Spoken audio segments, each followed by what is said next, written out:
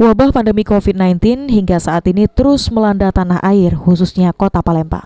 Oleh karenanya, untuk meringankan beban yang dialami masyarakat, sejumlah bantuan sosial dikucurkan dari pemerintah maupun swasta. Salah satunya dilakukan oleh para alumni SMA Negeri 12 yang memberikan bantuan sosial bagi masyarakat terdampak pandemi COVID-19 berupa 1 kantong berisi beras, minyak goreng, dan juga gula ini yang berjumlah sebanyak 40 paket.